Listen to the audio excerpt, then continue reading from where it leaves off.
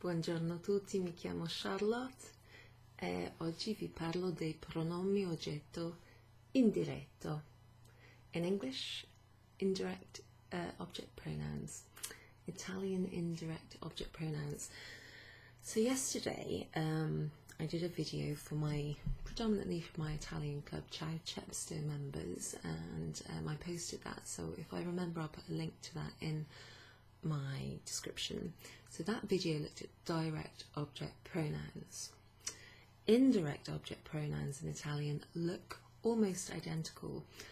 What I mean by that is 1, 2, 3, 4 of them are identical, but their function is slightly different. So we're going to look at that today. Oh, there's my business name, More Language Solutions. If you see that logo, then that's my business. I teach Italian, French and English, and I do professional translations of documents and transcriptions, that kind of thing. And today we are doing a video for one of my clubs. So excuse me, got sort of strange little bits of hair growing.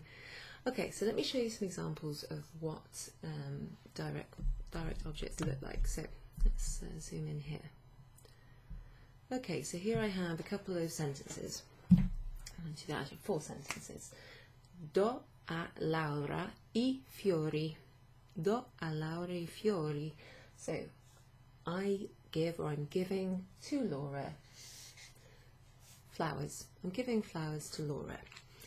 A Laura is the bit that we're replacing with an indirect object pronoun. So a Laura, that phrase there, to Laura, becomes, it becomes le, L-E. So that also looks like the feminine plural article le, like le scarpe, le donne, le ragazze. The word looks the same, but the grammatical function is different, so it will be used in a different way. So if we replace a Laura with le, how do we change the sentence, and what's the point of doing it? So first of all, the indirect object pronoun goes before the conjugated verb in the phrase. So le do I fiori. Le do I fiori is another way of saying do a Laura I fiori. To her I give the flowers. I give them to her. I give the flowers to her. So the function of an indirect object pronoun is to alleviate the need to repeat to her, to him, to you, to them, to us. Or it could be that you've mentioned you're giving some flowers to Laura. I have to give them to her tomorrow. Just it's so that you don't have to repeat yourself. So the bit that's being replaced is a preposition plus a name, or preposition plus a pronoun. So pronouns, for example, replace a noun. So it could be lui, lei, noi, voi, me, te, loro, for example. So I'll show you what they look like in a moment. Let's look at the rest of the examples. Spiego a Paolo il problema. Problem in Italian is a masculine word, but it's got an A at the end. So you might hear it and you might think, oh, it's feminine. Ma no. There's a few Italian words. Il problema is one of them. Il sistema is another one. I think they have like a Latin root or something, Latin sort of history. There's a reason for it. Just have to be aware of them. Anyway, spiego a Paolo. The bit that we're replacing with an indirect object pronoun is the a Paolo bit. So it could be any guy's name. The point is you're replacing a male pronoun. So it could even say spiego a lui il problema, and then you're going to change it to li spiego il problema. I explain it to him. So to him I explain it. Okay, li spiego il problema. this doesn't always translate in the same way as it does in English. So, tell the problem, no, I explain the problem to Paolo. I explain him the problem. Explain him. Explain him. Sounds a little bit strange. I explain the problem to him. Explain him. Yeah, we don't tend to just say explain him. You might say it. Doesn't sound quite right. I don't think it's correct. Tell me the problem. So you would say tell me the problem if you're telling someone voi or tu. Tell it to me. Tell to me the problem. So you have to think about the verb. Try not to translate it into English or your native language actually, but you have to think about the verb that is being used with the preposition and the noun. So, the preposition and the pronoun. So think of, like, this is the difference between direct objects, pronouns, which are used with verbs that aren't followed by a preposition. Indirect object pronouns are used with verbs that are followed by a preposition. So let me show you, for example, well, there's two verbs being used here so far, dare and spiegare. And there's another couple, actually. I'm going to give you one more. Mandare. Dare means to give, so you give something to someone. Give to her. Explain something to someone. So explain to him, explain to them, explain to me, explain to us. You send something to someone. So even in English, these verbs are eventually followed by a preposition. Even though sometimes it might be followed by a noun. So send the books, for example. If you send the books are a direct object because they directly follow the verb to send. But if you send the books, or whatever it is, to someone, send them to me, then the them in that sentence is the direct object, which we looked at yesterday, and the to me is the indirect object. So we're looking at indirect objects. I hope that makes a bit of sense. Club members, you'll receive this handout, which is quite similar but obviously different to the one I sent you yesterday. There's explanations, there's some examples, there's some exercises, and there's a link to this video and a link to exercises you can go to online for free. Just choose the right pronoun, or choose what you think is the right pronoun, check whether they're correct, you'll be able to retry, and hopefully you'll get the hang of it, okay? So let's go to next one. Mando il pacchetto a te. Mando, io mando, I'm sending, or I send, il pacchetto, the parcel, the package, a te, to you.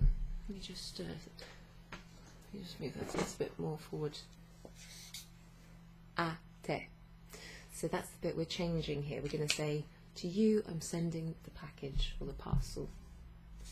Ti mando il pacchetto. I think there's a double C in there. I'll just have a check.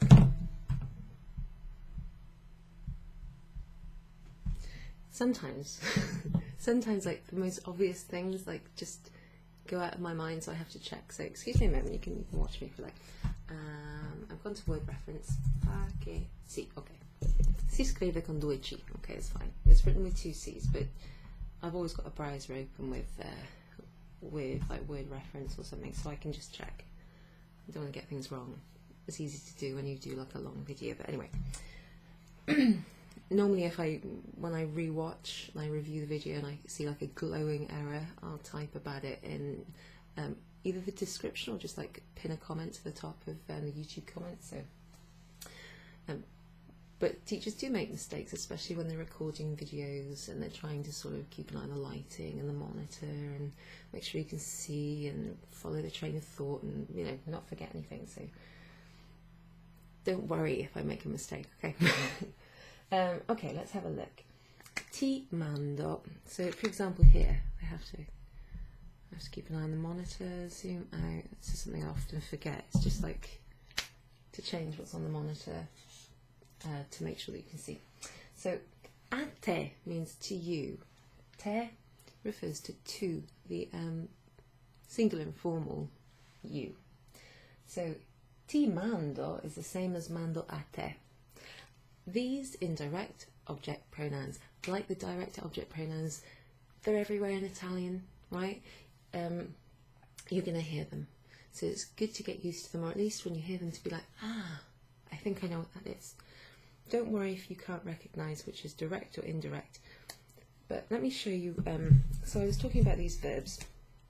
Dare, spiegare, mandare, loads of them, especially verbs of communication or verbs of exchange, like sending something like a text or telephoning.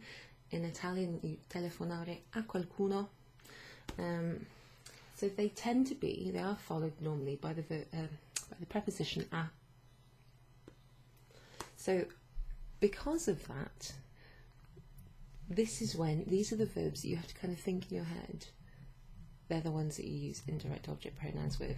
So if you want to say, you guys give to me, you could either say date a me quel libro, for example, or you could say mi date quel libro, because you're replacing a me with me, which is to me.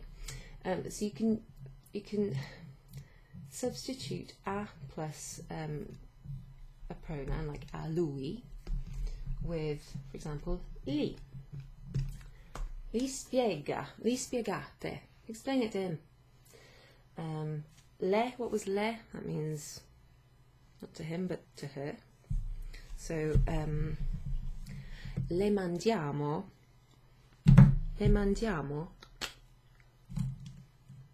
I fiori.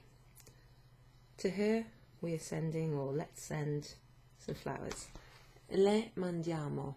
Because otherwise, you could use the full form, mandiamo a lei I fiori. The point is that I want to come to, when you have a sentence, let me think. Let me use the verb comprare, actually. Compro. Okay. Let's try and have two together so you can see. Just sort of making this up on the spot, so let's see if this makes sense. So, I am buying flowers, right? Flowers, because I do this every week. Compro I fiori. Compro I fiori per te. Now let's look at those two. They're very similar. So this is what can get confusing. Turn the autofocus off. Ecco. This is what's confusing about direct and indirect object pronouns.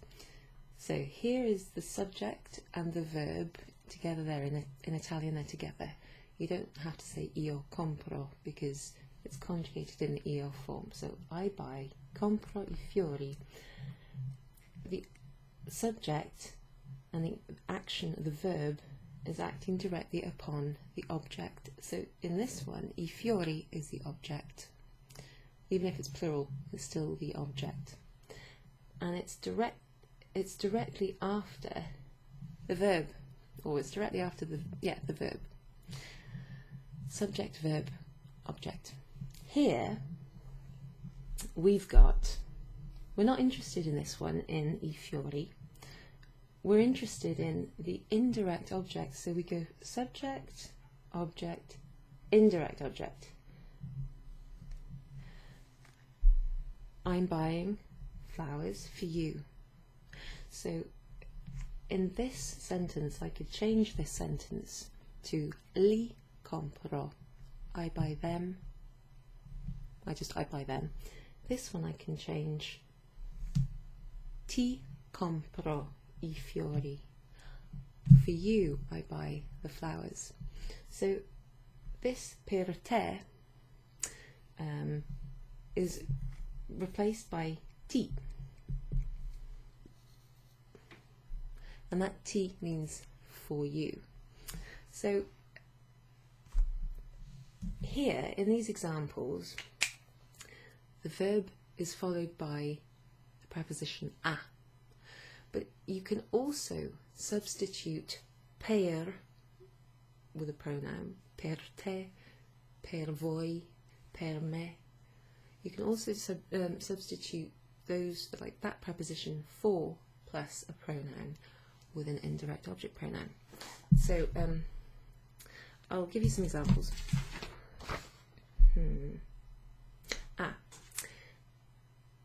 Vi compro una torta. Vi compro una torta. Che significa? Vi compro una torta. I buy.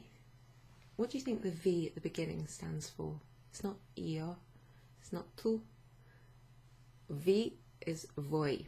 So for you, per voi compro una torta. Vi compro una torta. Let me show you how that looks.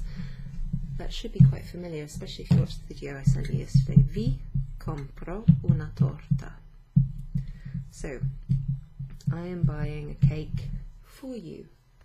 Vi is the indirect object pronoun. Why is it indirect? Because it stands for per voi. Now, I haven't mentioned, but it is written in your handout, which you'll get, I'll email it to you. Just like direct object pronouns, indirect ones tend to go in front of the conjugated verb. So here we have the conjugated verb to buy, like I buy. So it's conjugated in the io form of the present tense. And instead of putting per voi at the end, compro una torta per voi, I got rid of per voi, replaced it with vi, and put it at the beginning in front of the conjugated verb. Now it might be that something else comes before your conjugated verb, like a question or like a conjunction, like the word because or something like that, or since or given that or whatever.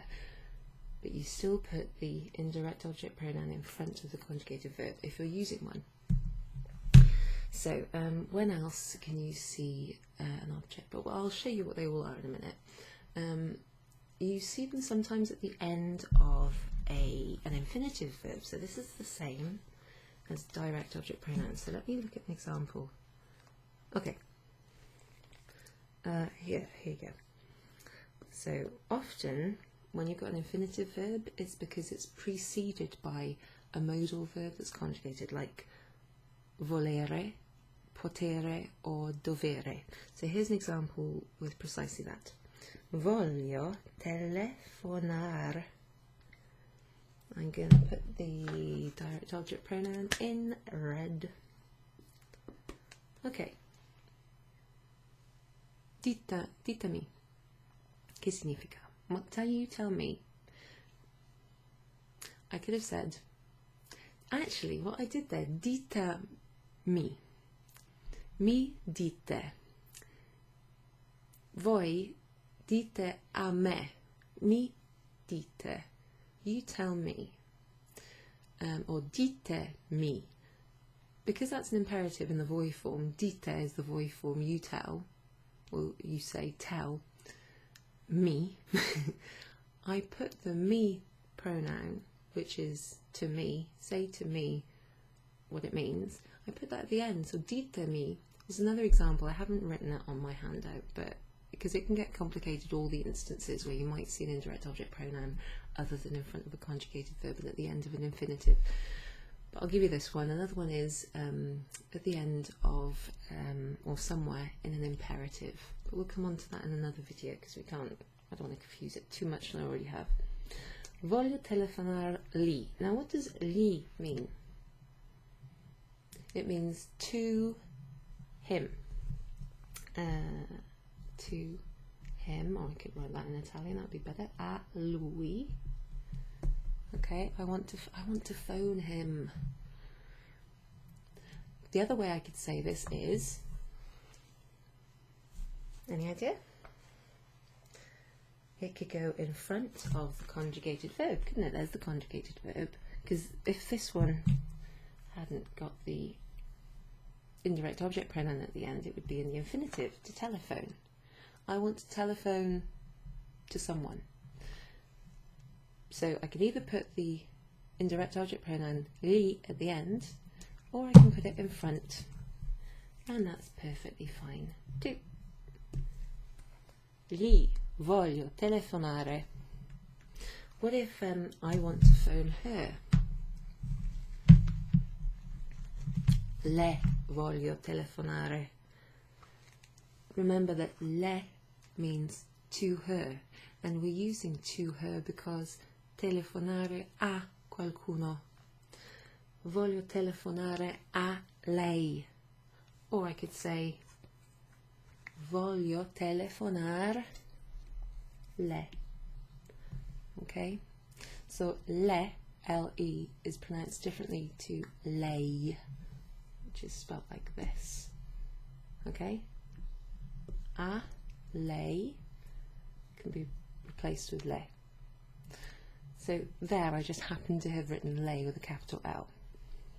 So if you've just, this is a weird scenario, but seeing as you use the lei form with a capital L as the singular, formal, polite way of saying you, if you just met someone, you felt instantly in love with them, they left, and then you're still being polite, and you ran back to them and you said, no, give me a number because I want to phone you. It might happen, you never know. You would use the indirect object pronoun le with a capital L if you were writing it. Voglio telefonar le. It's as if you're saying, I want to phone to her. But the to her bit, because lei, the third person singular lei form, means you in Italian if you're being polite, then voglio telefonar le could be another way of saying I want to phone you. Otherwise it means to her. Okay. I hope I'm not getting too confusing. I know I do ramble on. It's because I'm excited by the language. Okay, let's have a look. Last example here, and then we'll actually see what these things look like. But some of them should be familiar by now. Prepariamo, let's prepare, or we're preparing, il pranzo, lunch, per loro. Not very good at running my R's at the moment, am I? Per loro. Prepariamo il pranzo per loro. Okay, the reason I put this on this example is because it functions slightly differently to the other indirect object pronouns. So the ones we've seen so far, or the ones I think I've mentioned, are me, to me or for me, ti, to or for you, li, to him, le, to her or for her. I haven't seen the we one yet. Vi, vi mando, to you. So normally the object pronoun comes before the conjugated verb, but when you're using the loro form, which means to them, so when you're trying to replace a loro in a sentence, actually it stays after the verb and it doesn't look that much different. You just take the a away. So let me give you an example.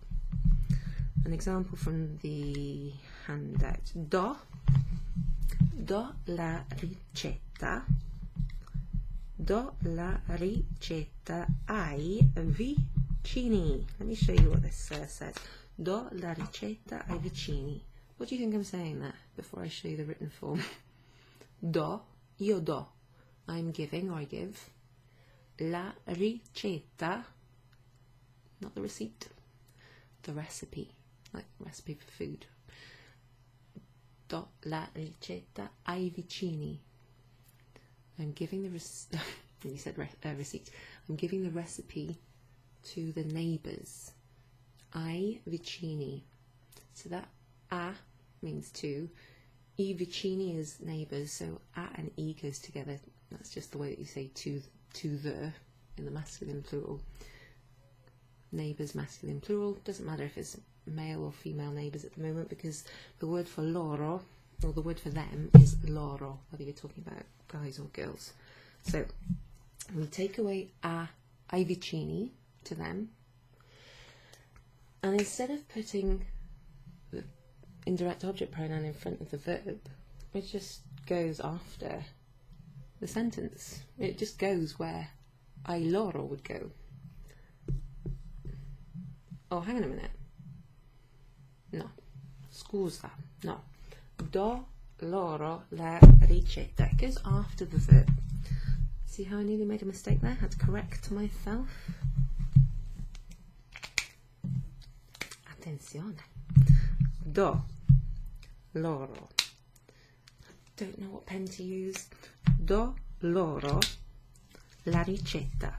So, instead of saying to them, I give the recipe, you say, I give to them the recipe, or whatever you're giving.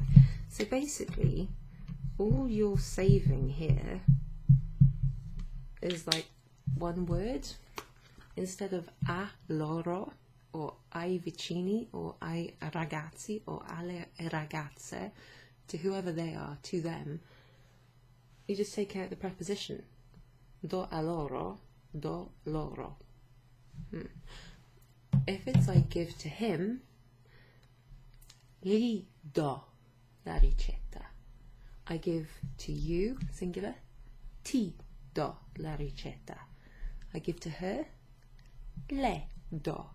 So all the other ones come before the verb, but the loro one comes after the verb. Okay? So that's the thing I had to mention. Okay, right, we're getting up to just under half an hour. Okay, the big reveal. You should recognise these. Here are the indirect object pronouns. Let's see if we know what they mean. I think I'll zoom in a little bit. Andiamo un po' più vicino così. Okay, get to see my shiny forehead. Okay, so me is, what does me replace? A me. It can also replace per me. Comprate qualcosa per me. Mi comprate qualcosa. Buy me something. Ti a te. O per te. Really? I'm just going to put a plus the pronoun, but remember that they can also be per for each of the rest. A lui. Le means a lei, or a lei with a capital L. Polite singular form of address in the you form. Ah, we didn't look at this one. Let's fill in the ones that we did first. So vi do I soldi, to you. A voi do I soldi, I'm giving my money. A voi. Loro goes after the verb, so mando loro I cioccolati, send to them. So that just means a loro. This one, ci, means a noi. So, ci parlate, speak to us. Ci dite la verità. Tell us the truth. Ci mandate I soldi. Send money to us. You get the idea. So, a noi. Or it could be something like, buy something for us. For us, buy something. Ci comprate una casa. Buy us a house. Buy a house for us. Okay. I can hear my daughter has woken up out there now, so, and she's just a little baby, so I'm going to wrap this up. I think we've more or less done it. So, mi, ti, gli, le, ci, vi, and loro are the indirect object pronouns used with intransitive verbs, i.e. verbs that are followed by a preposition, most often used to replace a plus a pronoun or per plus a pronoun. I'm going to leave it there, guys. If you have any questions, just send me an email or leave a comment. Like the video if it's been useful for you. Subscribe if you like. If you want to become a member of my Italian club, just send me an email. You can find all the details at my business website, morelanguagesolutions.com. Grazie mille, buona giornata e ci vediamo presto, spero. Ciao!